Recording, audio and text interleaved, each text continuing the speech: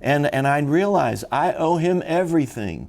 And has he ever used that against me? No. Has he ever demanded and dictated and been a harsh taskmaster? No. I love God, and God's been nothing but good to me.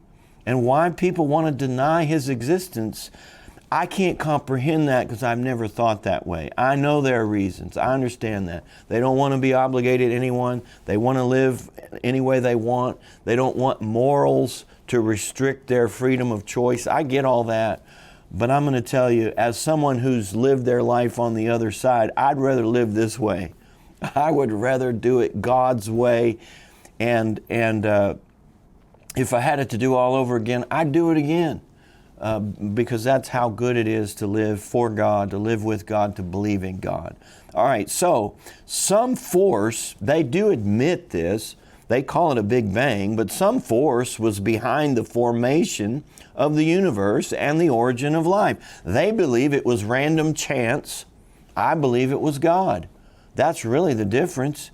And so for people to look down on us or ridicule us as if we don't have enough sense, we don't have enough sense to not believe in God, that we are uneducated and simple-minded. It makes more sense to believe that God did this than to believe nothing did it.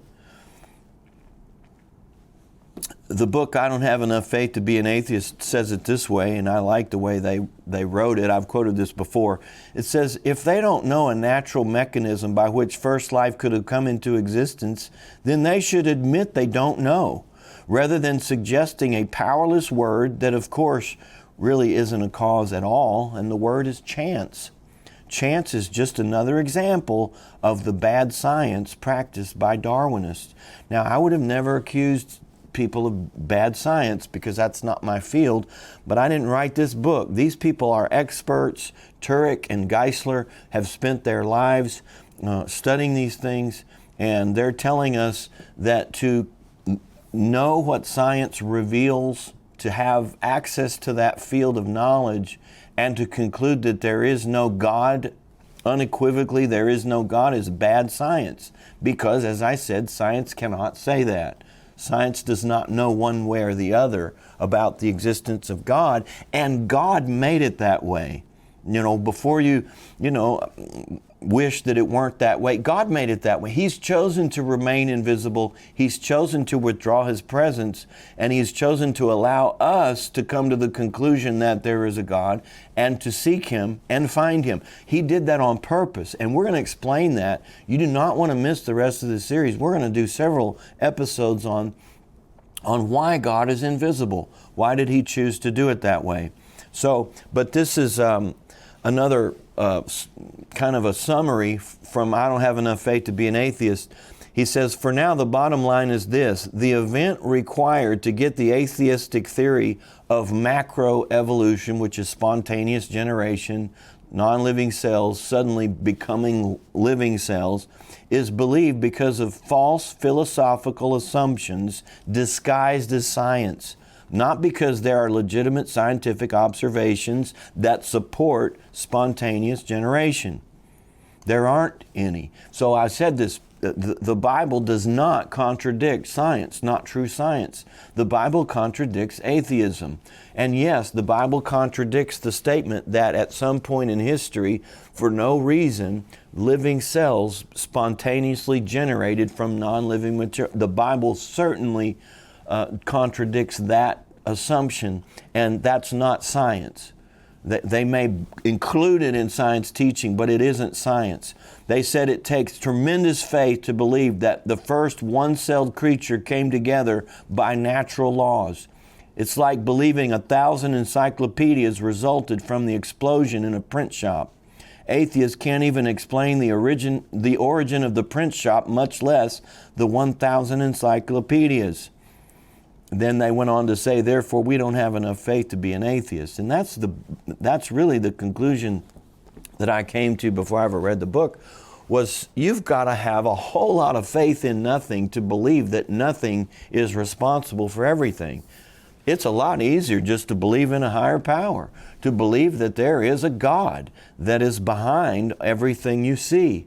and that he did a good job. You have to admit he did a good job. Scientists are amazed at what they see in nature every day. God did that. He's an amazing God. They're amazed at the precision and the minute detail and the amount of information that was put into one cell. In fact, I told you this, and that's why they said this quote was like it was, but about the explosion of the print shop. But in the most simple cell of an amoeba, there is enough DNA information, and DNA is what determines what kind of life it is. You've got DNA that determines that you're a human being and what sex you are. And so that's in a cell of an amoeba that was supposedly automatically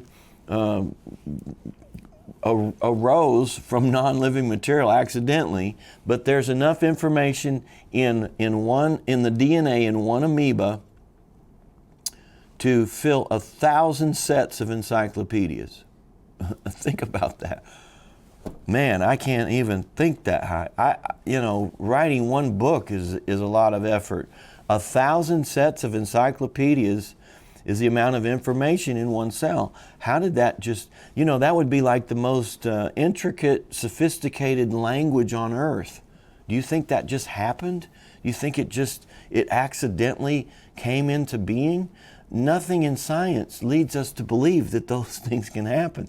And the reason that they have a problem is science only goes that far, and they can't deny the existence of everything. And that's the problem.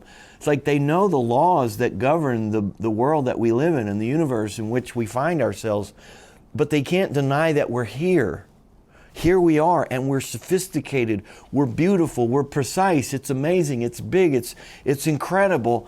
And so they can't deny that.